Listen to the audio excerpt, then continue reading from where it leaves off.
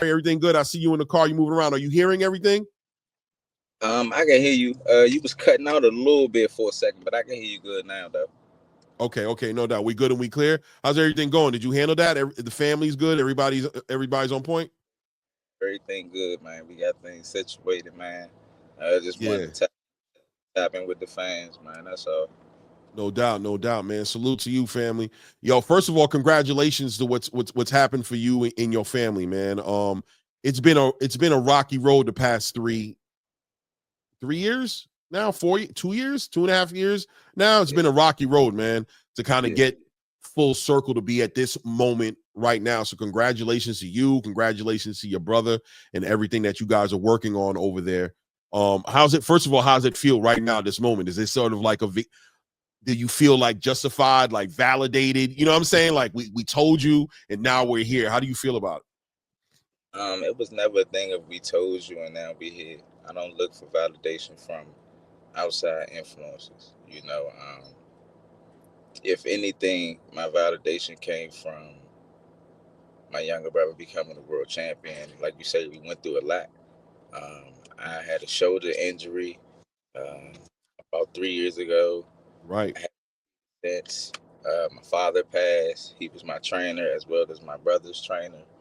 Um, I had to fill some shoes. I had to take a step back, try to get myself healthy, etc., and then carry the reins of where my father left off. My younger brother, I'm just grateful that I was a champion and was set and had the skills and the wisdom to be able to pass on to him. So, if anything, everything was predicated to pops, man. Everything predicated to pops, man. I just wanted to prove to pops that anything, man, that he put a lot of hard work, a lot of effort, a lot of energy and sacrifice in when it comes to me and my younger brothers. This shit not gonna stop just because pops not here. You know what I'm saying? His bloodline lives on through us. 100%, man. 100%. And it's interesting because you guys really did persevere through it. Like from outside looking in, I didn't see it seemed like the train never stopped moving. You know what I mean? Like from the moment it happened, if I'm correct, it's like you got injured in what was like a January type of situation. Like you had a fight against Massa. How did that situation power? It was like 4 months later he passed away, right? Like after that fight, Yeah, yeah, right? yeah. Right after, So life is about mental resilience. A Hmm. lot of quit. You know what I'm saying? We always been the people that got it from the mud. I tell my younger brothers, and even when I do interviews, for within every achievement or accomplishment that me and my younger brothers do, you know what I'm saying, is predicated to pops. Right. He created 4 national Golden Glove champions. He created 2 Olympians, and just the percentage of becoming an Olympian is just ridiculous out here. Um, Hmm. he created one of the longest reigning champions in the sport of boxing today within me. Right. Um, when he passed, and everything is all homegrown. Right. Everything is all homegrown. It's not like I call them Frankenstein fighters. We're not Frankenstein fighters. It ain't like we had this coach, that coach, this coach. Nah, all this shit came from the same source. Yeah. So past we took his tutelage, and everything. Of course, me being the oldest, I had to take the bull by the horns. You No know, doubt. I had the ability to push it on to my younger brothers. I'm glad that as my younger brother, as young men, we get to a certain point, certain age, we just gonna do what we want to do. We You want to do can't the tell first. them no. And You trust me, I want to talk about it too because that's the transition, right? That's really interesting. Is that here you are just being your brother's brother, you know There what you I'm go. saying, and supporting him as a brother, but now replacing this patriarch. I mean, your father. These, like you said, these huge shoes that were there to be filled in. And how did that transition happen? As far as that, there's a certain respect between a trainer and his fighter. So here we go transitioning from brother, but no, I'm your trainer now. So how did that work out? How was that journey? To be honest with you, the journey wasn't much different. It wasn't a different journey for me. I always worked hand in hand with my younger father. If you can remember, when I defended my title against Jojo Diaz, Mm-hmm. my younger brother Antonio competed. I worked his corner. My younger brother Antoine competed. I worked his corner. And then I went back in the dressing room and got ready and got situated and defended my world title. You Right. know, so I was always hand in hand working with my younger brothers. And even when you deal with coaching, you Mm-hmm. know, coach, you have to have a certain level of belief and trust in this individual that is giving you these instructions. When you're competing, that's war. Right. The fans, I mean, it's just a sport. But when you're actually in the ring competing, that is war. It's another person across the ring that has 6 to 8 weeks to prepare for no one else but you. It's a chaotic situation, and you have to have a certain level of belief and trust within the instructions that's given to you by your trainers. You know, Big um, facts. believe that trainer, or you don't have that chemistry with that trainer, with that coach. When shit get rough, you ain't trying to hear that shit he's saying, or you Right. not. Right. Right. You know what I'm saying? You ain't even. Listen. I'm seeing it happening, and I'm not going to say no names. I don't like doing that as a fighter. I don't like involving you in, you know what I'm saying, and other things. But I've seen in particular fighters where you kind of see that happening when they tune out, when it gets tough. You know what I mean? They kind of go off on their own tangent, and the trainer can't even bring him back in There because you the go. reality is the fighter never bought into the process. He never bought into the idea that the trainer was the best advice that he should take in that fight. And a lot of it hasn't doesn't have anything to do with the coaching ability. It has everything to do with the relationship and the bond that's built between the two. My Mhm. father. It's nothing that my father could tell me. Well, my father used to tell me shit in sparring or in the fight. If I attempted to do it and it didn't work, in my Mhm. mind, that shit didn't work because I didn't execute it the exact way that he wanted me to execute it. Right. It's a different zeitgeist when it comes to certain things, you know.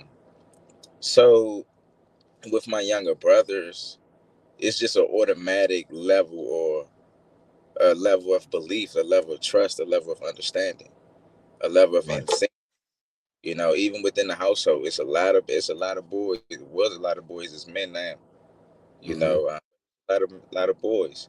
Even within that, we definitely clash. Don't get us twisted. Within every household, it's back and forth. It's all that.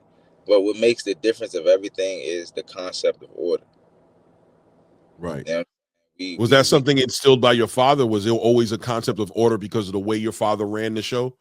Oh yeah, oh yeah. You know what I'm saying? My father, he raised men. He raised soldiers. He was a teacher.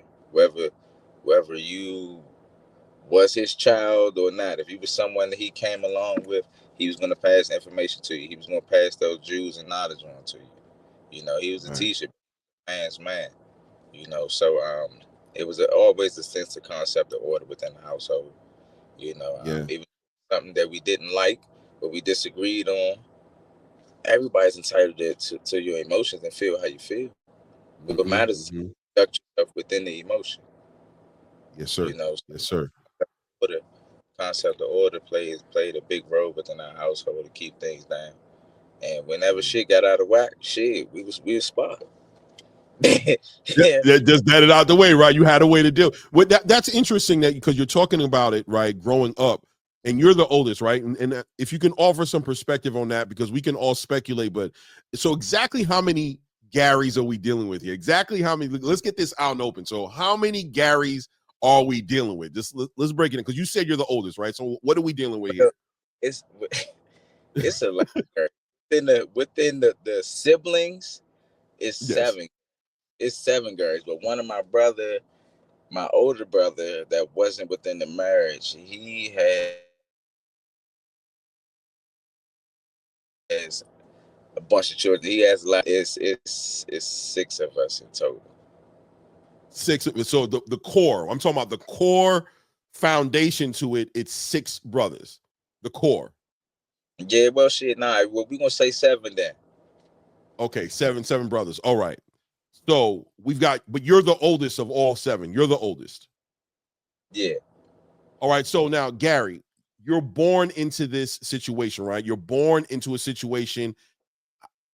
What are you born into as a Russell? Are you born into boxing? Is he already training boxers and you're in the gym? At what point did boxing become like a big thing in your life? You know what I'm trying to say? Like, did you come into this or was this something created around you? Like, now I got sons. I need to put some structure around my sons. I'm going to start training boxers. It was a little bit of both. I'm grateful that my father understood his bloodline. He understood his DNA. Mm-hmm. All my younger brothers were naturally like physically aggressive type people. You know what I'm saying? We needed something to keep us occupied. You know, it actually started because of so I'm the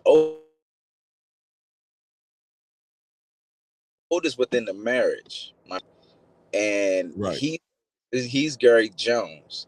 Now, my father started him boxing. He took him to a boxing gym, and he left him. He came back, and the coach basically told him, I'm not going to say the coach name or etc., but the coach basically told him, man, the coach didn't have any fucking diplomacy, if you ask me. Okay. You know, he basically said, man, I can't do nothing with your son. You know what I'm saying? In order for you to compete in this sport, you got to have heart. And your son don't got that. My father got offended. My father said, the fuck you mean my son don't got no heart? He a piece of me. He a part of me. Fuck is you talking about? My father actually wanted to get physical with the coach in that instant. He says, you know what? Better yet, I'm going to show you better than I can tell you. I'm going to see you in these next fucking tournaments. My father, from that moment on forward, my father dedicated everything to we training. You know what I'm saying? He locked in on training us. My older brother, he did pretty decent.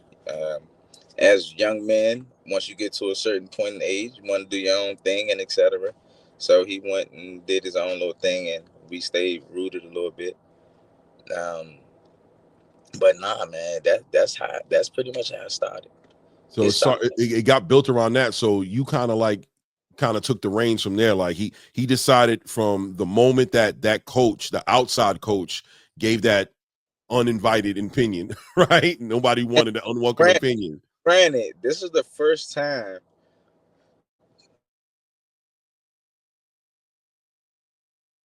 Because mind you, I never went to that coach. This is my older brother. I was maybe had me by a few years. So my father was just like, hey man, look, I'm gonna put you in. I'm gonna just drop you off at this boxing gym. Let's see how it works out. It was the first day he took him there. The first day he came back, that's what we heard. Right. So he said, oh no, don't even worry about it. I got you. And by the way, my brother, he started spanking all that coaches fighters ass in the previous tournaments. Like your father said he would. When he said, I'll see you. Like your father said he was going to do. Like he said he would. So now your father becomes a trainer just on the back end of who's going to train my sons. I'm not going to depend on nobody else. He didn't like the experience of having the other coach talking crazy about his kids. So now he's decided I'm going to jump into training. And this is the beginning of the Gary Russell dynasty as far as him being a trainer and him having the boys. My father was competing as boxing as well. Right. Okay, yeah. I should have asked that as well, as far as how much experience did he have himself to bring into it. So at what age are you now boxing that he's training you? At what age does he start training you in boxing? Shit, man. 3-4 years old. It's on. Okay.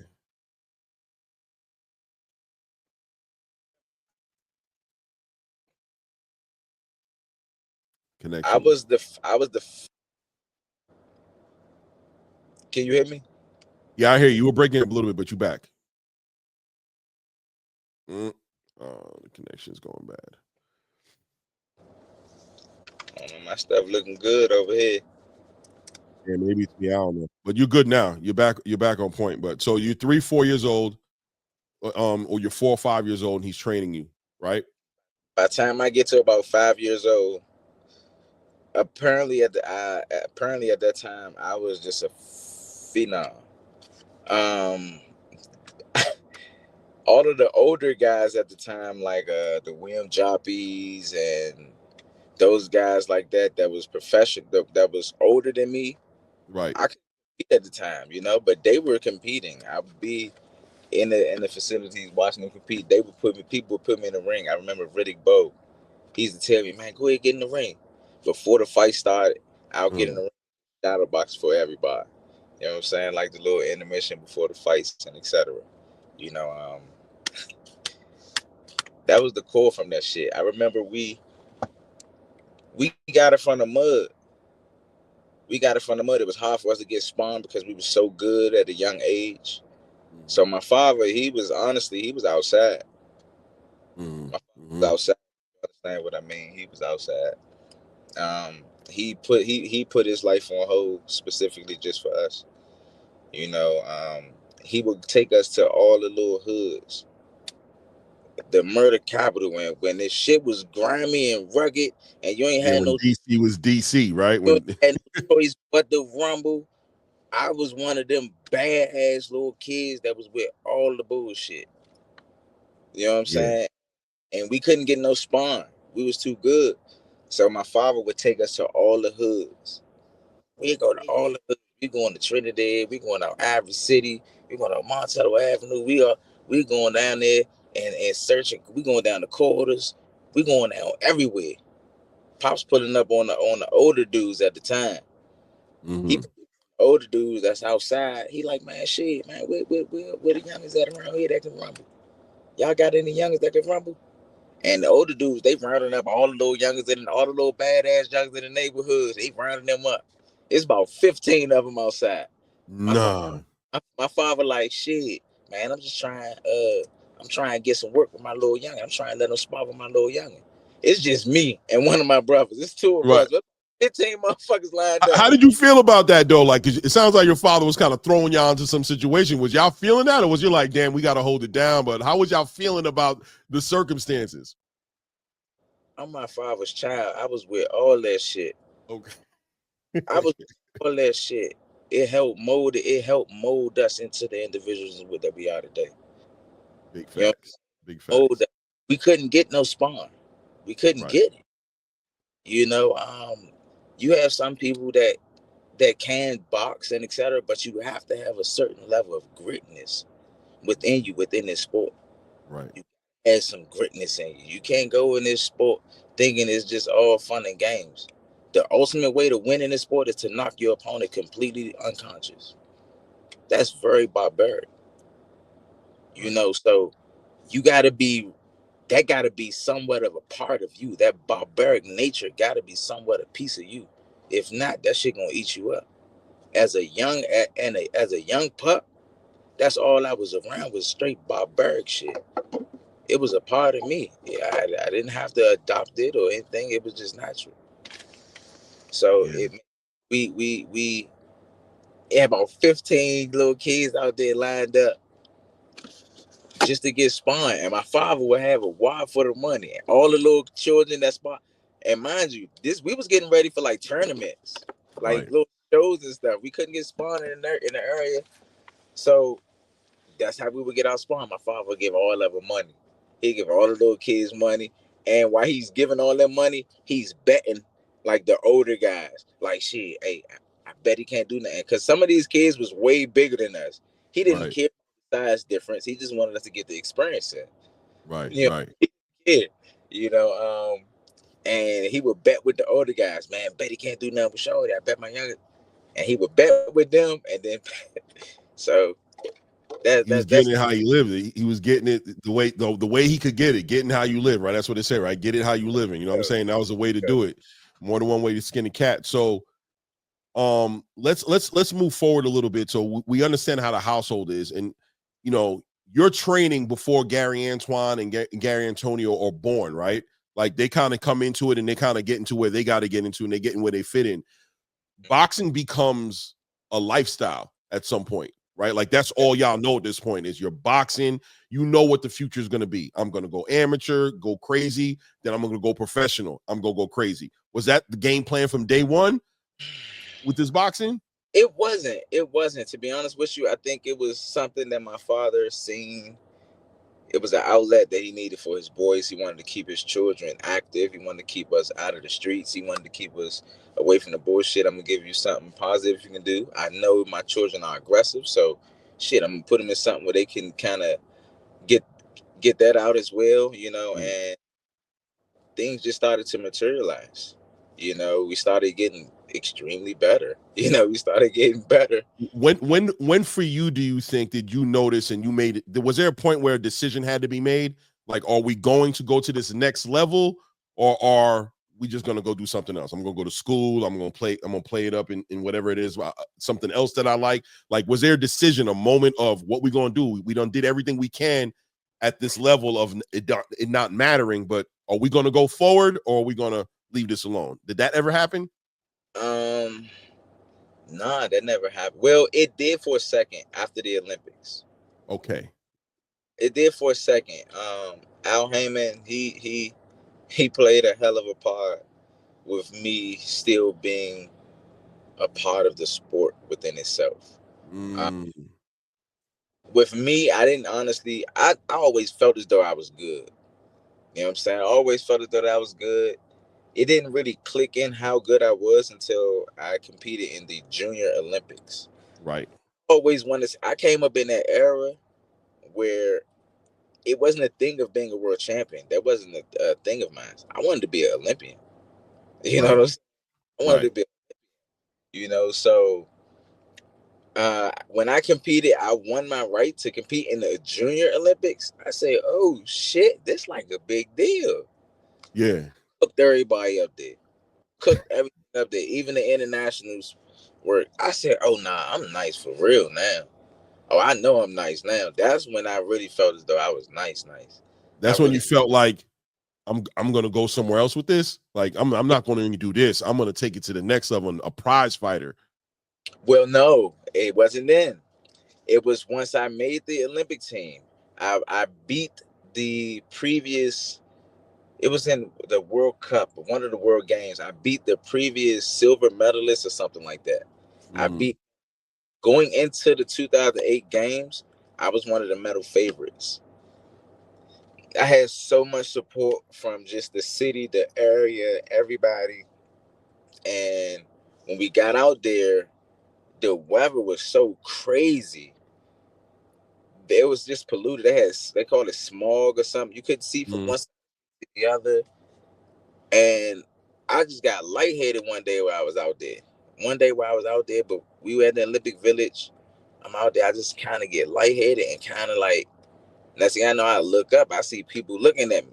I'm like, what the fuck? You fell out. Apparently, kind of like got lightheaded and kind of passed out a little bit. Now, at the time in China, I guess they was trying to keep it down. They didn't want to because they was hosting the Olympics. Right. They was trying to keep down how bad the smog was actually affecting people out there. So it was.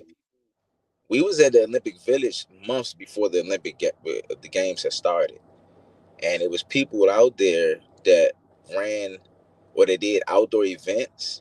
They started passing out and shit like that just randomly. And they was trying to keep it quiet from the media because I guess they didn't want to. Yeah, that's not a good look for China. Yeah. There you go. And that was one of the things. And I did not get a chance to compete in the Olympics because of that. I was pissed. So what are we moving like? So now we pissed. We don't get this opportunity. At that point, regroup. What we doing? At that point, look, I'm done with this shit, man. I'm done. You stopped. You were done with it. Yeah, I ain't doing this shit no more. So what's going on now? So at some point it comes full circle. So what's happening? You're done with it, man. In the process of that, like I want to say maybe a month or so in, I wasn't trying to go to the gym. I was still like go jogging a little shit like that, but I was so irritated. I felt like I let everybody down. Even though it's not your fault, though. You guys, you know what I mean? You passed out. Like it's not your fault. So what? I had so much support. I had so much people that was genuinely, you know what I'm saying, supporting me. People that didn't know me at all. And then they watch my journey. They see me coming through the neighborhoods, jogging, getting ready for tournaments. They see me winning this tournament to qualify to the next journey and this, and they following the whole process just for, hell no, I don't want this shit. Right. Al Heyman called. He calls your dad. Shout out to Al Heyman. Al Heyman called. And he gave me second chance. He gave me the opportunity to make it up to everybody. You know what I'm saying? The only way at this point to make up all of the love and the support, and none of it can go in vain, is to redeem myself by becoming a world champion. You know what I'm Boom. saying? Al Heyman gave me. You know what I'm saying? That's So love. That's love. That Al Heyman gets a lot of love, and like even the way you're talking about him right now. You know, I mean, you can see the appreciation that you have for, you know what I'm saying, the attention that he gave you. And you know, we're watching the PBC right now kind of have a rebuilding, stage, right? It seems like they're rebuilding themselves.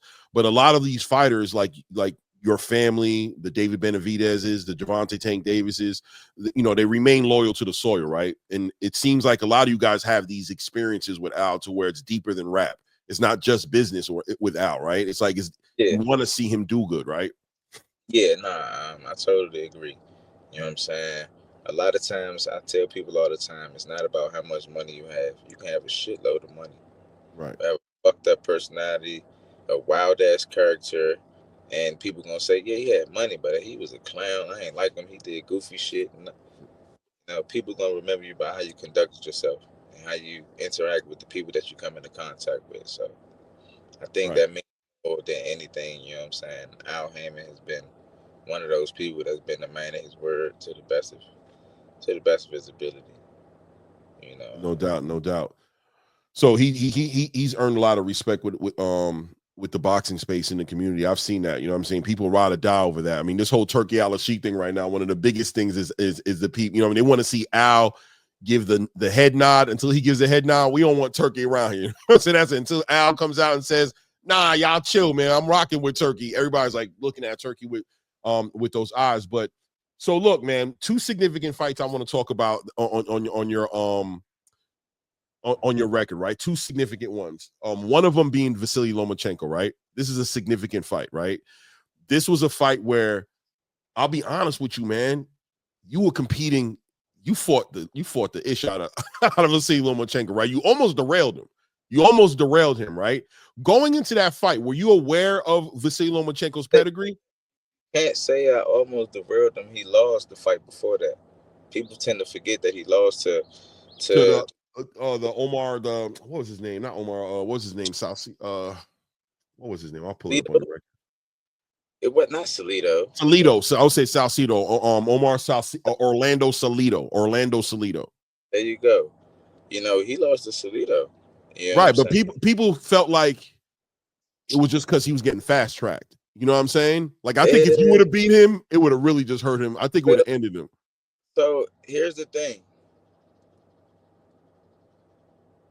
I don't think it was a thing of people thinking that he was just getting fast tracked. You know what I'm saying? He lost to Salido. If you want to be honest, the actual connoisseur, the people, the spectators of the sport, they didn't know who Lomachenko was until he fought me for real, for real. Right. I gave Lomachenko relevancy. No, If that you was a want to, big fight for you know what I'm him. That saying? was his biggest fight. That was a They, huge fight for him, bro. um, I would say that Lomachenko was my only real loss. Um, I'll take that, but he didn't fight 100% Mr. Gary Russell Jr. There was a knockdown that wasn't counted in that fight, right? Do, Yeah, do you feel like that was a game changer? Do you feel like them not counting that was a game changer? Like that should have been. I feel like if I was to say it was a game changer, to me I would consider that like some petty shit to look at. Like, he won anyway. You know what I'm saying? I'm not gonna say if Frog had the glass ass, would it break every time it hop? You know what I'm Boom. saying? So it I probably like would that. have been. What I do feel as though would have been a game changer was the difference in experience from my behalf, and I don't, and possibly just my team's behalf as well to a certain extent. Going into that fight, we was making weight we had a strength and conditioning trainer. He just only did strength and conditioning, but we was making weight on his scale. We must weight specifically on this particular scale. We was on weight the entire camp, etc. When we get there, we on weight. I'm a pound and a half overweight. That shit ain't nothing. Right. When we get on the actual scale, our scale was not calibrated right at all. I don't know how. What the fuck? What? I'm 5.5 pounds overweight. On We the got scale. on the Right. actual on the actual trial scale. Right. Right. Now, Right. Right. Right. been weighing in on for 6 to 8 weeks. You've been on point. I was a pound and a half over. That's cool. I cut a pound, you know what I'm saying? You can sleep some shit off, we good. But 5.5 pounds, that's a whole nother animal. Right. Right. What You would know, you guys have to cut that weight? Pretty much, you had to go in and kind of cut that and weight to make. cut that shit. We cut that weight, and we did it by getting in the sauna for about 40 minutes in, out the sauna for about 5 minutes, back in there, and we repeated it, kept repeating that. Take a break, cold water, go right back in there, and etc. And we still competed, and it was what a split decision. I don't know. I don't remember. I believe it was a majority decision. I believe it was a majority decision that they got. The scorecard was 112, 116, 114, 114, and then 112, 116. So it was a draw on one card, Lisa Giampi, and the other two cards had Lomachenko up. Right. Around. Right. Up around the 2 or some shit like that. But what I honestly feel as though would have made the difference in that fight was if I would have had the knowledge to say, man, I'm not cutting this motherfucking weight. I ain't know my scale was wrong like that. Who gives a fuck? Go ahead, find me. Let's still fight. I'm gonna cook your ass. Boom. Boom. That's what should have happened.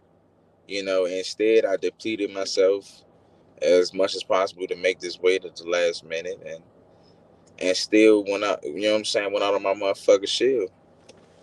No doubt, no doubt. So was it the so now moving on forward from there, you're like, all right, we got to regroup, we got to move forward. You move forward, and was it the Johnny Gonzalez fight? That's when that was that WBC title fight, right? That's where you actually got that fight. So you become champion now. You're the WBC champion. You've got the belt now. I think all the way from like all the way to like 2022, right? Until you supposedly lost against Masiago, right? Supposedly. Yeah, supposedly. I ain't gonna lie. You beat him up with one arm. I like your words of choice, my boy. Well, no, that fight was an awkward fight to watch. I didn't think you lost that fight, but we're gonna respect their decision because that counts for whatever it's worth. You know what I'm saying? So I don't think anybody who knows. I don't think especially with one arm, right? You handle that fight. That don't know boxing, right? You let them watch that fight. They can be like, damn, he only got one arm. Oh shit, he beating his ass with one arm and it was a crazy performance, you know what I'm saying? But this fight happens in January. Outside, when that fight ends, what's the game plan for you? Are you coming back? You just gonna get this arm rehabilitated and you coming back and coming to get back yours? Or you going up in weight? Like, what's your boxing career? How is the Russell team planning to deal with this? It's a loss now. You've lost the belt. You've got to rehabilitate this shoulder. And keep in mind that I'm going somewhere with this, right? Because we have a very unfortunate event that happens a couple months later. But just keeping it directly after this fight, how are we moving forward? What's the game plan?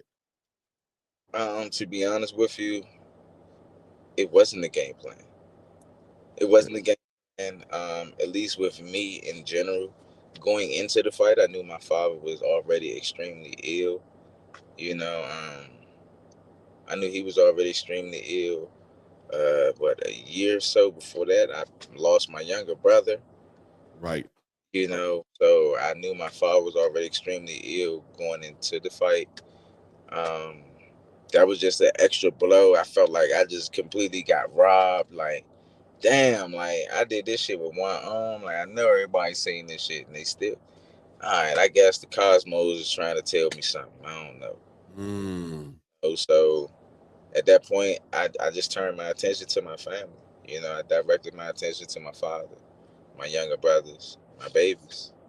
Right, 100%, 100%. So going into that fight, Senior was already dealing with some issues that you were aware of that were like big time issues, not like a little. You kind of felt like, were you guys kind of like, anticipating the worst case scenario? It was that kind of ill. I definitely feel as though I was. Okay, okay, okay. Yeah. So that this situation comes about, unfortunately. Rest in peace, senior passes away. I believe it was about 2 months or 3 months later. Gary Antoine has a fight, right? So you guys are dealing with this in pretty much in a camp, right? Like you're dealing with this situation, and still, are you training Gary Antoine as well? Have you jumped into the role as trainer now, as your father's been sick, or have you already transitioned into this is what it's going to be? You guys have talked about this. Well, we've always, once again, it's never like I had to jump into a role. I've always, no, I think it was Antonio. I think Antonio competed. Yes, it was Antonio. It was Antonio. It Antonio. was. Yeah, It was bantamweight. it was Antonio. Um, yeah, and yeah, it wasn't a thing of me just jumping into it. I was always side by side helping my father. I mean, at this point I realized that he physically just couldn't do it. So I just had to naturally just step in and just start being more hands-on when it comes to my younger brothers. Right, right, right. Let me see, just to make sure that I'm not crazy here. Because it was in January. Nah, man. I think it wasn't Gary Antoine. I think it was Rancis Barthélemy, right? July. Because your father passed away in May, right? I could be wrong. I could be wrong. So but look, You might Gary. be right. Yeah, I You think it was Gary Antoine who might had the fight coming up. he fought Bartholomew. Yeah, Rancis Barthélemy. And I think Gary Antonio had a fight in that October. I think Okay, he had a fight in October that year. I think And you're. yeah, and I think that there was a lot of activity, you know what I'm saying? And it just, for me, from the outside looking, it was like, man, is he mourning this property? Like, how are they dealing with this as a family as it's coming together? We didn't have time. That's what I noticed. We didn't have time. We didn't have time, man. We definitely didn't. We all grieved differently, but in our own different little way, in our own moments. Sometimes together, sometimes separately. But we truly never had the opportunity to. You know, Amazing. like even without him being here, he gave us something to keep us motherfucking busy. You know, Like that was the game plan right from the beginning when he started with you at a young, and the whole game plan was to keep you guys busy, right? Was to keep you right? guys out of stuff, and it just manifested it to, yeah, man. It just yeah, man, that's amazing that he did that. You know what I mean? And I can imagine the amount of self-sacrifice that man had to make to maintain this train keep on moving with his sons. You know what I mean? I'm sure your mother's a great person. You know what I'm saying? I haven't heard too much about her, but it seems like this man was just hands on and dedicated to seeing you guys be the best versions of yourself. Definitely was, man.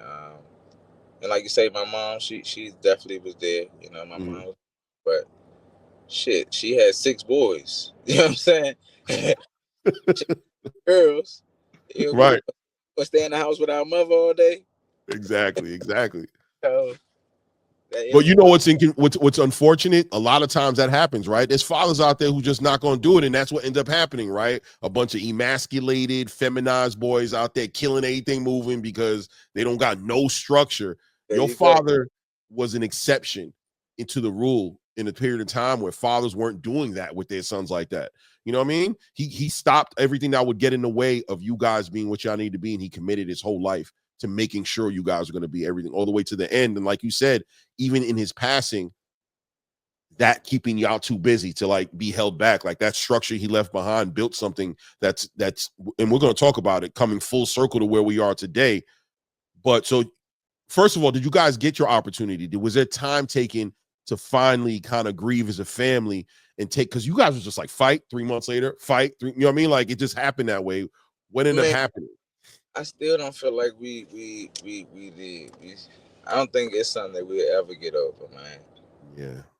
You know, I find it hard to even go to the site sometimes. Mm-hmm.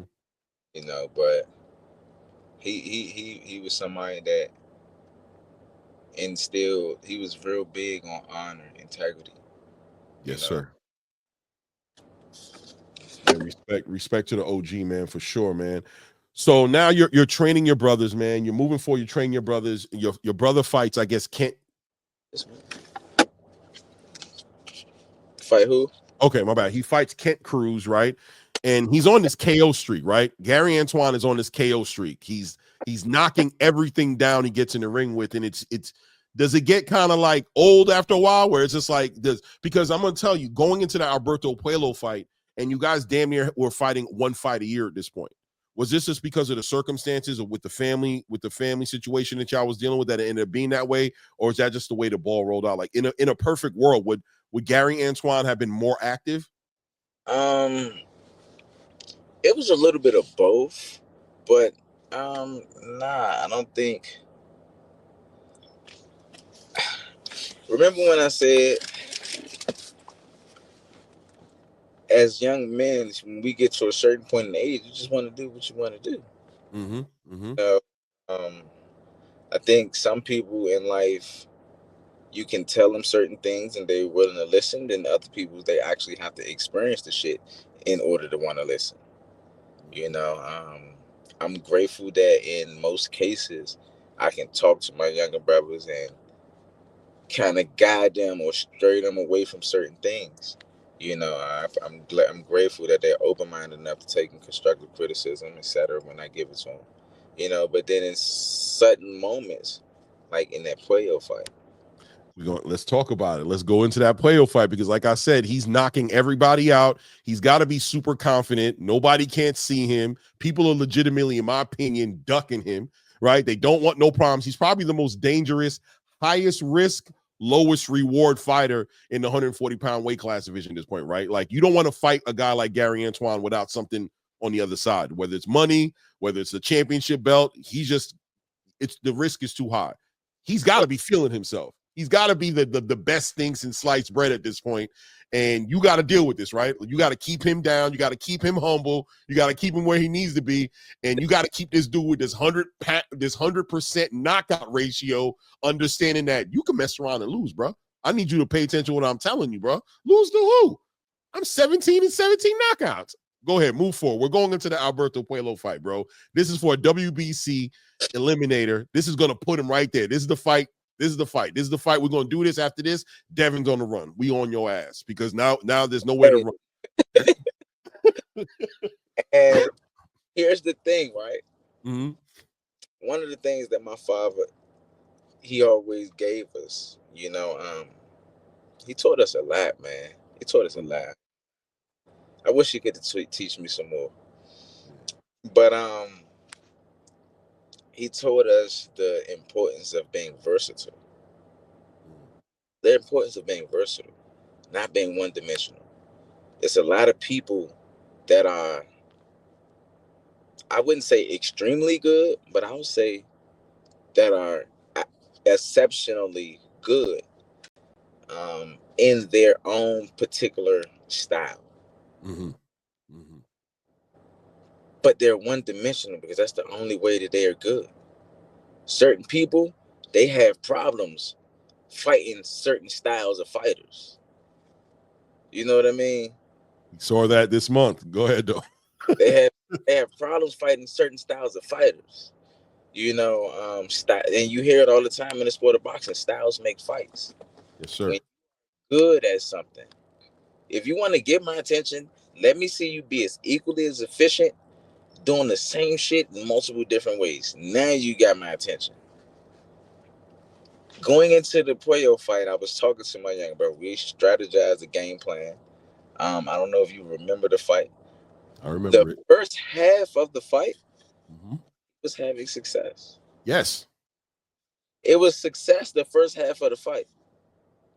He took it upon himself. I don't know if it was. I still wanted him to. I wanted him to point him out to me, just so I could talk to him. I want little brother to point him out to me, just so I could talk to him. Who the fuck was it?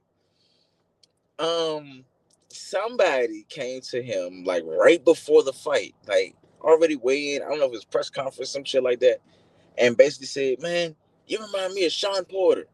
Blah blah blah.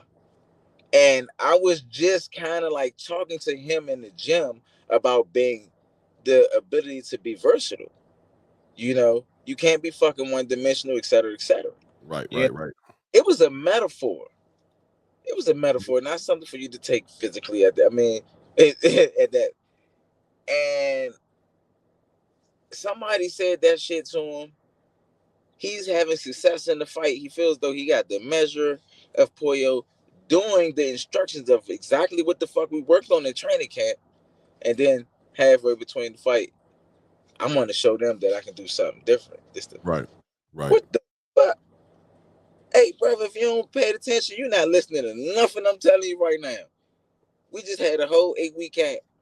Right, right. You know, and I think it took for that to happen. It was unfortunate.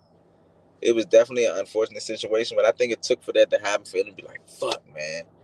All right, bro, you right, man. I'm sorry, bro. He reined it in. He did. And he made it a point to really speak on it every opportunity he had about, hold on, let me clear this up. Because let's keep it real, right? You're a fighter turned to a trainer, right? You're Jay-Z, but now you're the CEO of the rap label. It's like, hold on, bro. Nobody want to be now. You know what I mean? You're a rapper, bro. But no, you're not. You're not a rapper. You run this label. So there's eyes on you a little bit at this point. Like, yo, what's this? Was Gary the reason? Is Gary not trained? You know what I'm saying? Is he not connecting with his brother? So he made it a point. Shout out to Gary Antoine Russell. He made a point to let it be known I was doing my own thing. I went rogue, I think is the word, right? I went rogue and did my own thing in the ring. But just like you said, not in vain, right? Because it worked out to the betterment, because now you guys use this experience that you guys had together in the ring, and now you're together. Now you're fine. It's Voltron. You guys done linked up now, and we saw the results. We saw the results. It was a one-sided masterclass. It literally, I always was a big fan of the whole family, and I'm a fan of Gary Antoine Russell, but that performance right there let me know. And I think the rest of the division got put on notice, like, y'all in trouble. This is going to be bad for he did everything. Level change. The jab was, everybody talked about Gary Antoine having short arms and Kenny. Yo, the jab was like the protein on the plate. Everything was set up off that jab. Here's the thing. They only seen him run motherfuckers down and get them the fuck up out of there. Facts. They seen him just maul shit. He hasn't had to pull certain shit out of his arsenal yet. Mm-hmm. He had to go through some shit so I can show him, see what the fuck I'm talking about? I told you can't use this motherfucking sledgehammer. Sometimes you got to be just as equipped with this Allen wrench. Shout out to the Allen wrench. And now you wouldn't listen. I was just talking to somebody. I forgot who. I was talking to a friend of mine. I know everybody heard the saying, you can take the horse to the water, but you can't make him drink. And I told a friend of mine, I said, that's just part of the saying. That ain't the whole saying. I said, you gotta get his ass thirsty enough. You gotta get his ass thirsty enough. I like that, Gary. I like that. That's real, man. That's how you do it. There you go. So, and sometimes your way of going about getting them thirsty is, you know what I'm saying, it's different methods to that. Amazing, man. So, man, look, we made it. We're WBA champion. We got the belt now. We got the boxing space buzzing. Everybody's talking about Gary Antoine. Forget about what the controversy that happened in the main event of that night, which I think overshadowed a little bit of what the reality was. The real story was, did y'all see Gary send Rayo out the ring looking crazy? Somebody who just said that this dude ain't nothing special. There ain't nothing really special about this dude. 12 old, my guy. 12 old him, beat him. Shout out to Rayo Venezuela, by the way, for even the durability, because he was taking some crazy shots. I was about to say, yeah. Shout out to Rayo, you know what I'm saying? Shout out to Rayo and his team. You know, just to anybody, just the natural fans that's watching this shit, whether a person wins or lose, you gotta give a certain level of respect to the people that's actually participating in this shit. Because for every 2 people that's in that ring participating, it's thousands of motherfuckers that's outside of that bitch that's not willing to get in it at all. That's a So fact, Gary. you gotta give respect to, you know, the participants of the sport, man. You know, so Ryo, I appreciate you for giving my little brother the opportunity. You know what I'm saying? Keep your head up. And you know what I'm saying? You one of the soldiers on the battlefield, man. It's always a pleasure, man. I co-sign that, man. Salute to Ryo Venezuela, man. I hope that works out with him. That's another conversation as well. I'm going to ask your opinion on something with him as well in a few. But ultimately, you guys are the champion now. What's the next move? I know Alberto Puello, that's all that's on Gary Antoine's mind. That's what he talks about. But it sounds like you'll know better than I do.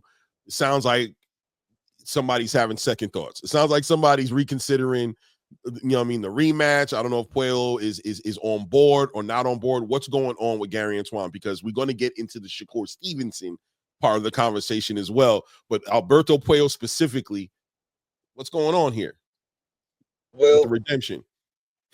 it wasn't. That's a fight that we definitely want. That's Right. definitely what we want. It's been a lot going on. We had a strenuous camp. I know my brother, he wants to take the time out, and now he got the title. He wants to get him a little woosah time. He's not planning on trying to compete again for probably maybe the end of the year. Okay. You know, something like that. He want to take time out to just, like you say, we've been grinding for about. It's been a whole bunch of shit going on for This about journey's been crazy, Gary. 3 From the years. outside looking in, I can only imagine from the inside. From the outside looking in, yeah, bro. We talked about it a little bit earlier. The break might be needed at this You know point. what I'm saying? So he just wanted to be like, bro, we did this shit, bro. Like I'm still locked in. Like let me get a little woosah. Like I'm like, I feel you, bro. You know what I'm saying? So that's pretty much that. But that's definitely a fight that he won that fight more than any fight. But Even if I'm hearing Puello might be having a second thoughts. That Puello might be pulling away from it. Is there any truth to that? I ain't heard that. You know, y'all gotta be mindful. A lot of times the shit that y'all hear on the media be just, you know, smokes and mirrors or clickbait and stuff like that. I haven't heard that Puello was moving away from it. He probably is like, shit, I don't know if I want to fight him again after seeing him fight. But That was a serious fight, bro. there you go. But I haven't personally heard anything like that. He's pretty much so aware that that's a unification bout that we would want. Even if he didn't have the title, that's a fight that my little brother would want. He would want to revenge that anyway. We would just have to make it make sense. Okay. So, he's taking a break right now. Are you abreast at the Shakur Stevenson Gary Antoine last little communication via Twitter where Gary was like, you know, what Shakur said he'd be willing to fight him. Gary said he'd be willing, you know, Antoine said that I gotta say the middle name because all of y'all Gary, right? Antoine said that he'd even be willing to cut the weight to come down to 135 to fight Shakur Stevenson. Like he's been saying these things, right? And he spoke a little bit about Boots too. We could talk about that in a minute as well, as far as the Boots relationship and the history there and how real is it. You know, we'll talk about that in a minute. But Shakur Stevenson, what are we talking about with that? Is that something that's legitimately on the table? Would Gary jump in an opportunity to go ahead and fight Shakur? That's not Or Antoine? something that's legitimately on the table. It's something that could possibly materialize into something. To be honest with you, in my personal opinion, in the sport of boxing, everybody has their own little. Nah, it's a gladiator sport. You know, everybody have their own, and I personally have my own personal people within the sport that I kind of like a little bit. Benavidez is definitely one of them. You know what I'm saying? One of the Benavidez. You know, Shakur was one of them too. You know, earlier in my career, when I was competing, there was a possibility of me competing against Shakur. His folks and them seemed fit to probably not want to take that fight or something like that. Now materializing to my younger brother, I think it was just a certain level of camaraderie that I felt as though that we had. Shorty was cool enough. A lot of people don't be willing to come down here and give us no motherfucking work. Mm-hmm. Motherfucker, we be fucking shit up in the city. Right.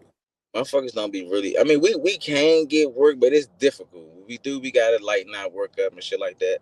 Shakur was one of the ones that was definitely willing to come down. You know what I'm saying, and get work.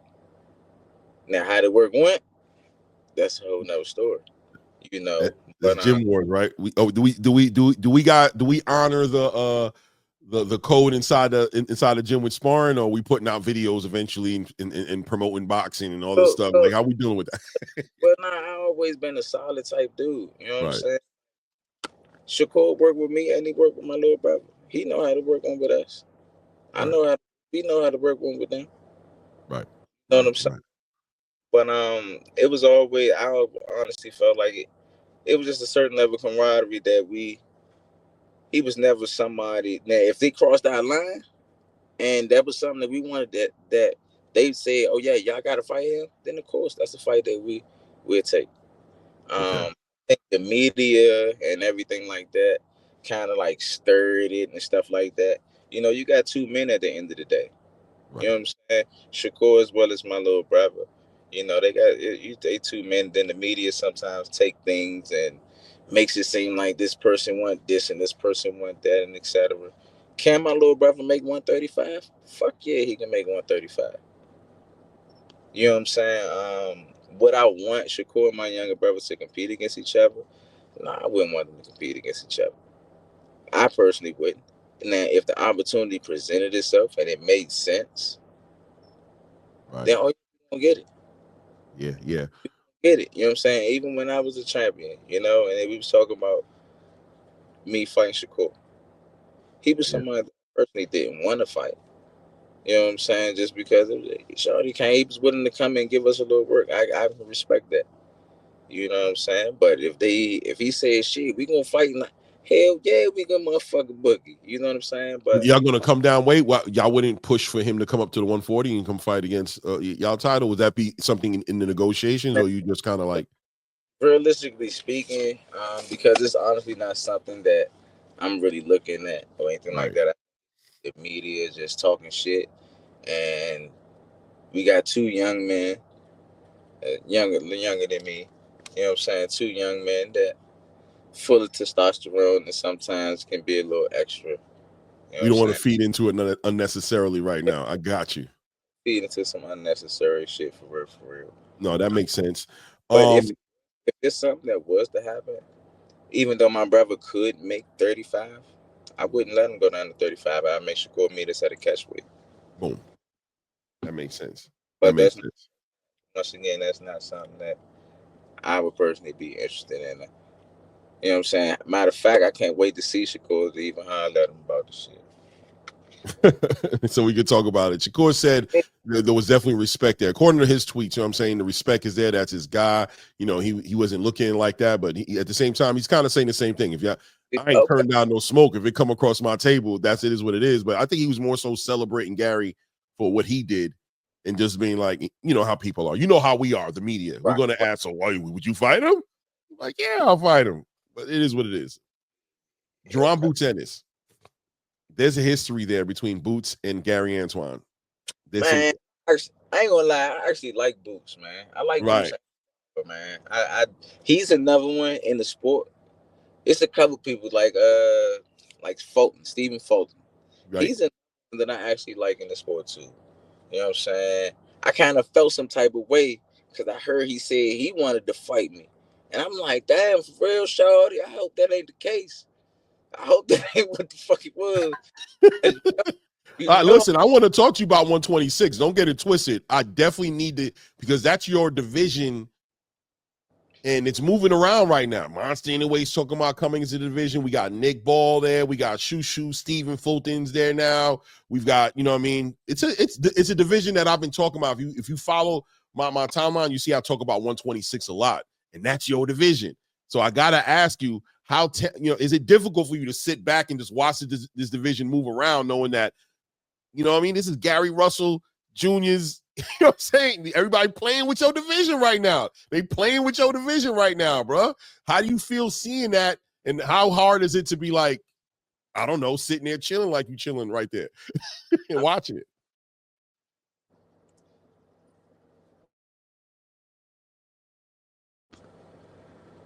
Can you hear me? Yeah. Yep. I mean, everybody got their seasons, man. I'm a part of this fraternity. Anybody that participate in the sport of boxing, whether I like you, don't like you, etc., we are all a part of this fraternity of fighters, man. You Right. know, so I can't do nothing but respect anybody that's getting in that motherfucking square. You know, now do I feel some type? Only time I feel some type of way if I see the dude Mark Masaiho fight. I feel some type of way if I see him fight. I feel some type of way about him, but I don't feel no type of way about anybody that's competing in the sport and putting their best foot forward to try to be the best that they can possibly be. Now, do I feel as though if I was around, would they be able to do that shit? Fuck no. That's what I was asking. I want to know Gary Russell coming out of I mean, first of all, are you retired? Are you retired or are you not retired? What are you right now? I'm a trainer. Boom. Okay. Say less. Say less. It is what it is. It is what it is. So right now, the priority is Antonio, Antoine, getting them where they need to be. What's going on with Antonio right now? What's it looking like for him?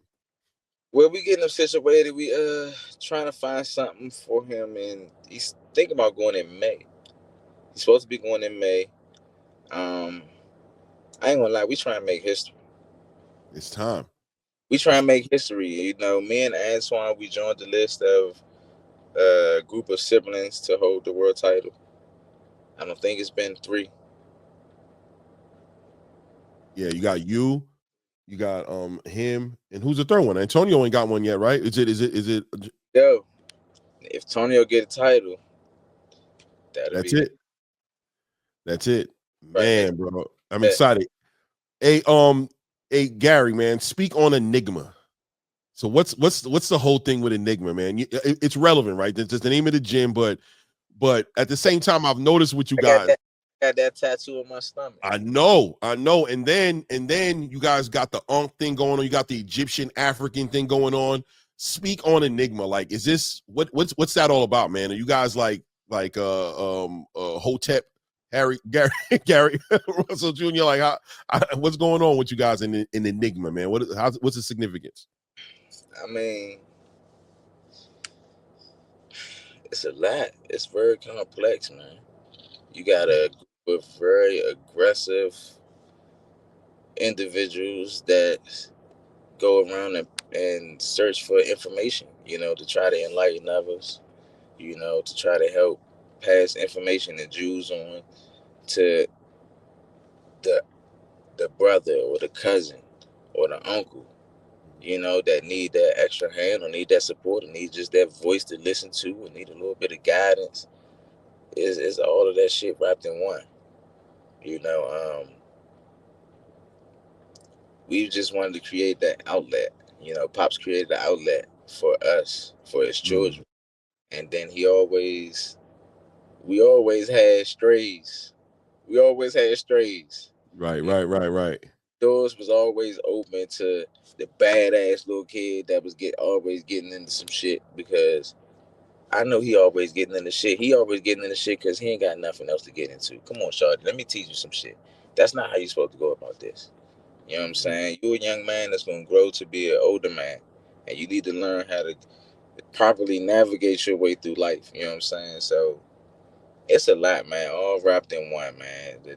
The definition of an enigma is an unsolvable puddle of riddle. Right. I wrote something here. It said a person or a thing that is mysterious, puzzling, or difficult to understand, unpredictable, unclear motives. You know There what I you mean? So it's go. like a misunderstood person at the end of the day, right? Somebody who's just it's hard to read them.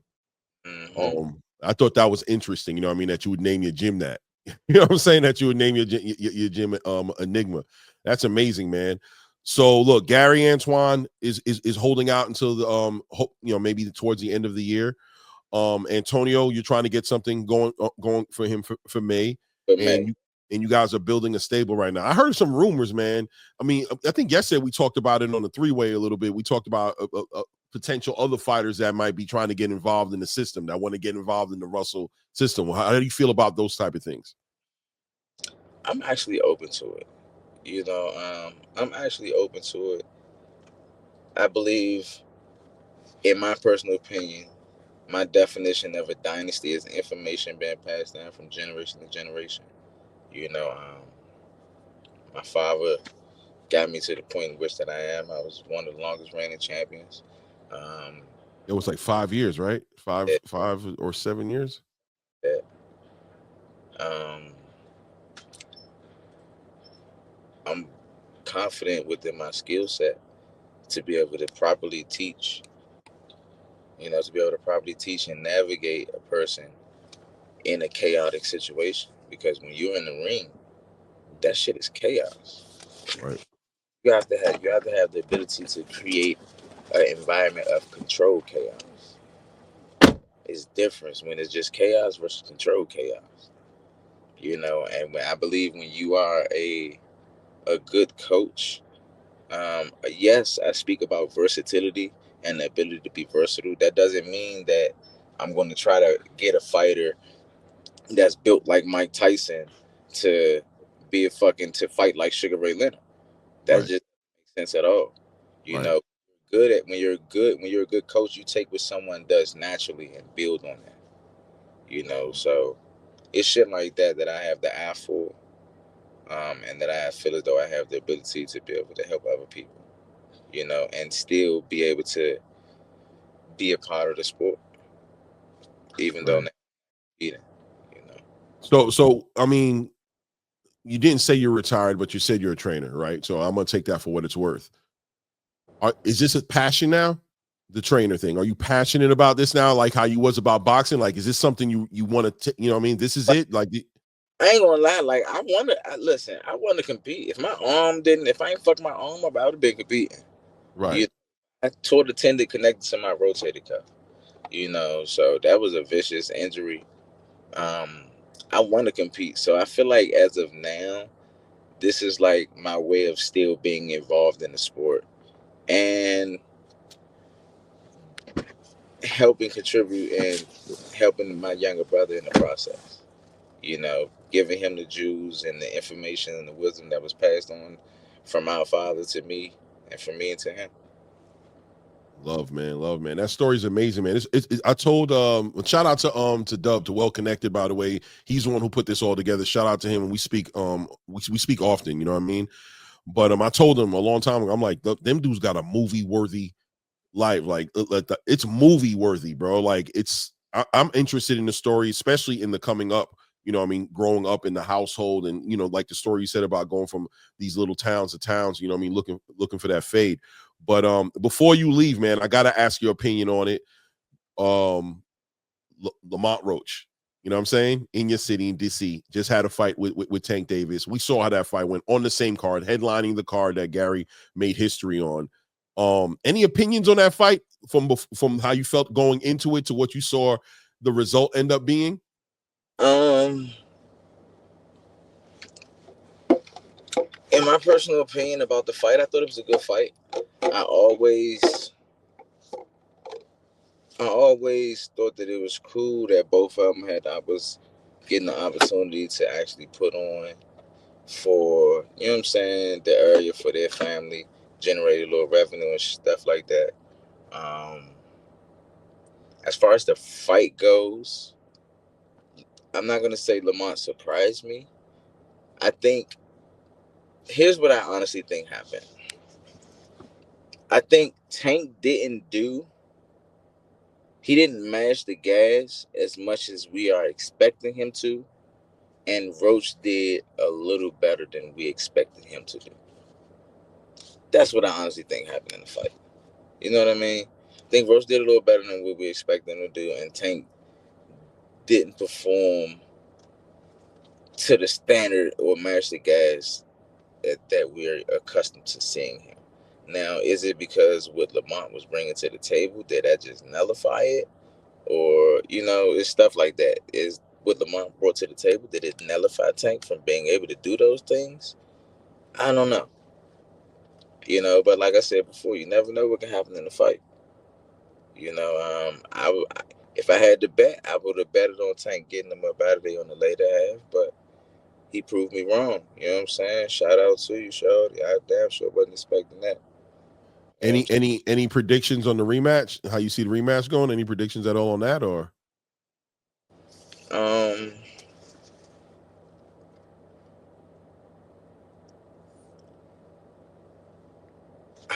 I feel it. Honestly, I feel the same way I felt the first time. Okay. I still feel the same way I felt the first time. I think Roach would definitely have a little more confidence going into this fight the second time around, but I don't know if that confidence would make him a little too overzealous and get his ass caught. I like Tank. This is something that we tend to overlook. Tank has the ability to hurt Roach from the first round to the 12th round. I don't feel like Roach has the same ability to physically hurt Tank and have Tank in danger. You know what I'm saying? So that's always a factor that we got to keep into play. If he stays in shape and do what he did, he can make it. He might can pull it off. He might. Can. The second fight's definitely gonna be more interesting than the first one, without a doubt, because we all have the data now. We've seen them 12 rounds with each other, so now the fight's built some momentum for it. So I'm looking forward to see it, man. Look, Gary, it's been great, man. I don't want to overhold you because I'll do this. I'm the worst, and if I don't get a hold of myself, you'll be on here, and you'll have to tell me, and I don't want to get my feelings hurt. You know what I'm saying? So I hope that we can do this again. I'm looking forward to seeing what happens with the family, what happens with Gary Antoine right now, who seems to be the one. I'll be looking forward to see what Antonio is going to do. What did I want to add? There was one more thing I wanted to ask you, man. There was one more thing I wanted to ask you, man. There's something about Boots. Right. Thank you. What are the chances of Gary Antoine and Boots showing out one time, him going to 147? It seems like Boots is on his way out the division at some point to go to 154, and it seems like Gary's just starting to take the 140 division. Right. So, but how does that look? To be honest with you, I'm not sure. Like I was saying before, Boots is one of the guys. He's another guy within the sport that I kind of personally like. I don't really speak on the people that I actually kind of like in the sport. You know, he's one of the guys that I actually like in the sport. I'm not gonna lie though, I ain't been liking his last few fights though. Yeah. I ain't been liking his last few fights. I feel like he hasn't been fighting to the potential in which that I've seen him fight before. You know, I don't know what it is. He's been fighting where Pops used to tell me, if you better, be better. Don't never fight down to your competition. You know, so I don't know if he's fighting down to his competition or not. You know, but he's definitely somebody that I like in the sport. Him and his father funny as shit. Him and his pops. Like you say, Antoine, we want to unify the division. Right. We want to unify the division. I feel like Boots is on his way, probably about to move out of 147. My younger brother probably isn't thinking about moving up until after trying to unify the division. But if a fight was to materialize, even though I like Boots, his last few performances, that shit ain't gonna cut it. Is Boots different now than what he was in the Olympics? You know what I'm saying? I think with everything comes a certain level of maturity. I feel like here's my issue. I say this shit to my little brother sometime in the gym. If we are at a college grade level, it's no reason why I should come back to you and refresh you on some middle school or elementary school shit. There's some shit I expect you to already know. You know what I'm saying? So I think it's a situation like that with Boots sometimes. Depending on how he might be feeling or something might change how he performs. I don't know. You know, depending on where his mental state is might affect how he performs. You know, you got to leave all these outside distractions. That shit got to get the fuck on. You can't have nothing in your way, because when you in that square, your opponent ain't thinking about your outside distractions. He ain't thinking about nothing but knocking your motherfucking block off. No doubt. No doubt. Maybe that could play a part with his performances and stuff like that. I'm not sure. You think this step up with this unification with Stanionis might be you think those last two performances and the criticism he's received in those performances might kind of do what happened with Antoine with that Puello fight, like recalibrate him? I hope so. You know what I'm saying? He's somebody in the sport that I will hope get success in the sport. You know what I'm saying? 100%. Everybody's not going to truly get success within the sport. You know what That's I'm saying? an inconvenient truth, right? Yeah, so like I say, it's a couple people within the sport that I personally do like. You know what I'm saying? And I would want these guys to have success within the sport.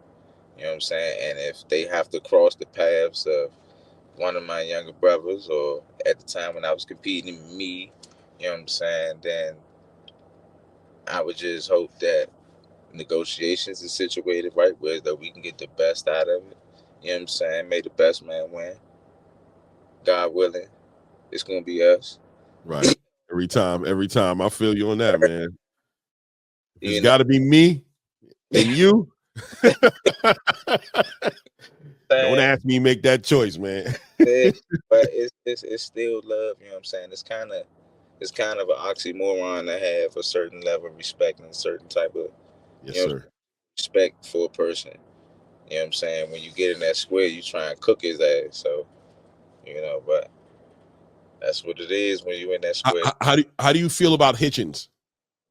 Y'all got a little bit of a history too. Antoine got a little history with Hitchens too, kind of in the amateurs, and now he's a champion in your division, in your brother's division. He's there. He's in the way. You said you wanted undisputed, so he's in the way. Now, you know how we talk about sometimes we had different strategies and game plans for people. Yes, sir.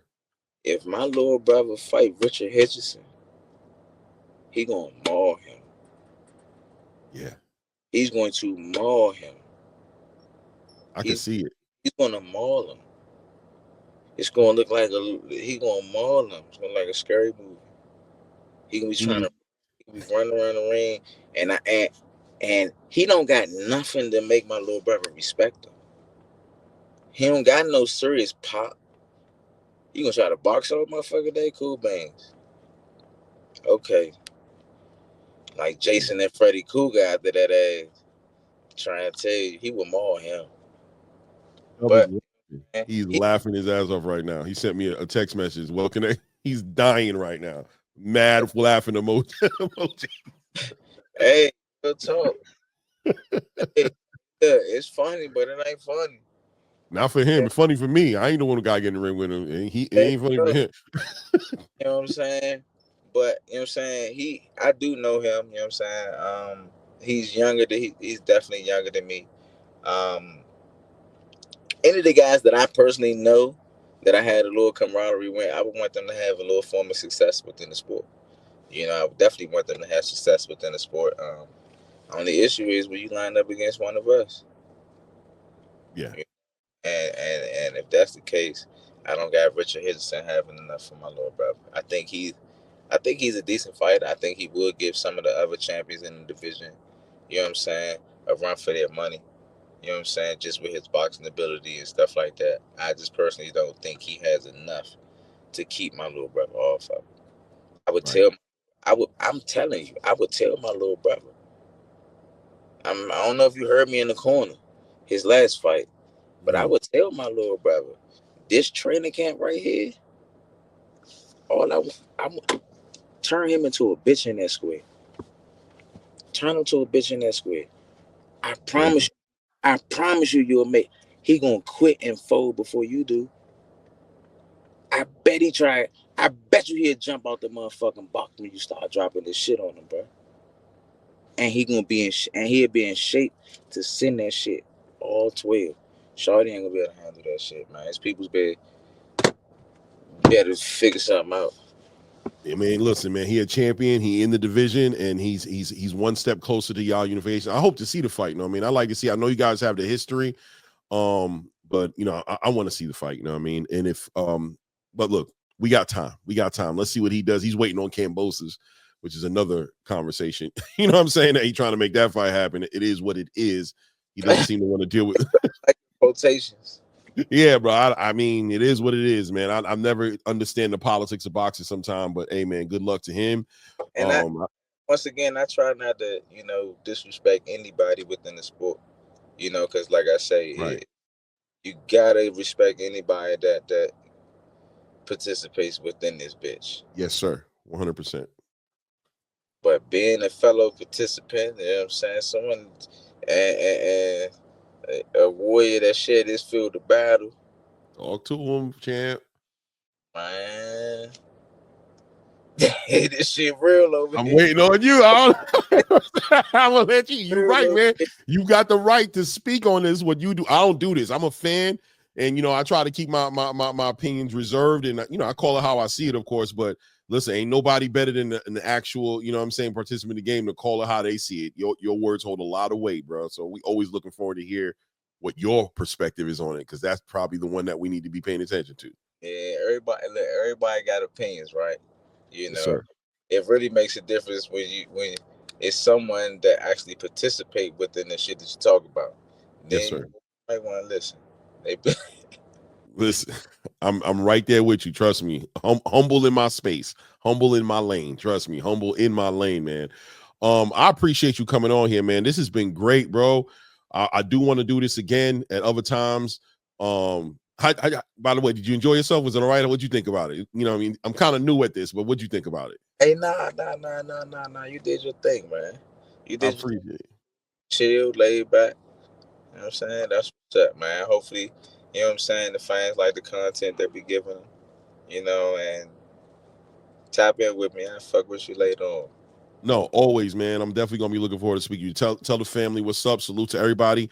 I saw there was some emotion, so I'm just happy for you guys as a family. You know what I'm saying? I saw how much that meant to you guys that night with Rod, seeing your little brother, get in that ring. He shed a little tear up in there. I just know there was a moment in there with you guys that you worked so hard to get to, man. So I'm real happy for y'all, man. I say, man, it's all predicated to Pops, man. Within every achievement or accomplishment that you see me or one of my younger brothers do, it's predicated to the hard work, the sacrifice, and the dedication Pops put into us, man. So, Yes, man, sir.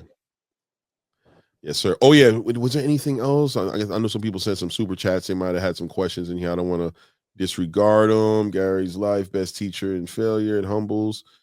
Nah, not too many questions. Not too many questions. Just a lot of support, man.